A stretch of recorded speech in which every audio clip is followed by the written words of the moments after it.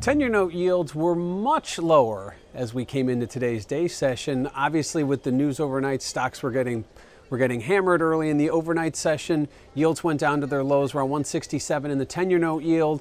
And then things sort of eased back as China news came in a little more positive. The reset of the yuan came in a little higher, and things normalized and stocks took off.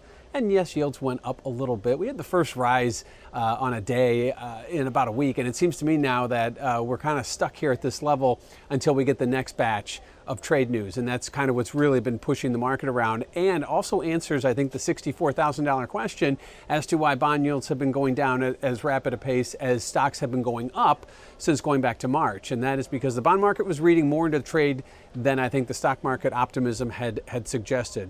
Likewise, we had better earnings in stocks, which kept stocks going higher, and demand. However, the bond market was telling you something clearly different was happening, and there was risk that was being maybe overlooked, we'll call it, and yields have continued to go down. And right now, holding it around 173, the 10-year note yield remains stubbornly low, and it will probably test those lows again before too long. I think at this point, it becomes less of an economic data story and more about what is happening in trade and what the Fed may or may not do to alter this path. And I think no one wants to see yields go to zero, obviously, but in this case, it seems to me that we've been pushing down for so long that until some action is taken from one side or the other, they are going to continue to go down. Maybe not at this pace that we saw over the last several sessions, but certainly down is the level we're watching. And if you look at market volatility, you would have expected market volatility to be much higher. Yesterday it was higher, today not so much. And I think overnight it was higher, obviously, with this push down in new low yields and the stocks were getting pummeled. It seemed that volatility was going to explode, and lo and behold, things kind of normalized today. And when I say normalized, I don't mean they're back to normal. They just aren't as chaotic. We aren't seeing price action the way we have over the last 24 to 48 hours. And at this point, market volatility was off yesterday's highs. It's certainly not on the year-to-date highs, which you would probably expect given the moves we've made, not only in the bond market and the stock market, but if you look over in commodities, gold's making a pretty big move higher as well. And I think at this point, you would have expected vols to be a little bit more bid. They're not. They're actually, well off the year-to-date highs, and I don't expect them to spike higher unless some kind of news catches the market off guard. That's really what's driving this story here and really what's driving this market.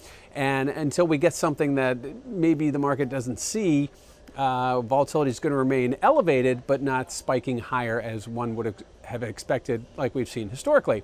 And lastly, let's talk about that Fed. What are they going to do? Expectations and whisper talk is for more rate cuts. That'll solve it. But today, St. Louis Fed President Bullard came out and talked pretty openly about his idea. He's pretty much of a dovish guy and a dovish voter, and I think at this point he sees his what he had discussed months ago, and that is two rate cuts this year, and one is already on the table, so looking for a second. So that's 50 basis points. Well, the market's looking for close to 100 now after previously pricing in 75. So there's a little disconnect. There always seems to be a disconnect between the Fed and the market expectations, and the Fed has been gravitating towards the market.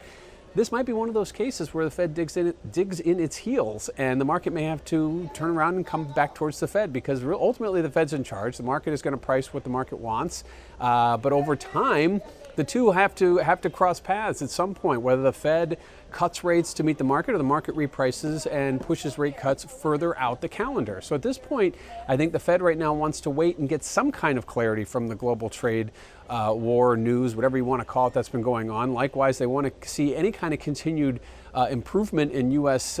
Domestic economics. That's obviously front and center, inflation and employment. And lastly, they want to keep this financial market volatility under control. So right now, the Fed has got its hands full. They've got a big meeting coming up in September where they were possibly going to be cutting 25. Now it looks like they may be possibly cutting 50, and another 25, possibly more coming later in the year. And I think at this point, the Fed really doesn't want to cut more aggressively later. They'd rather get it done with and move on.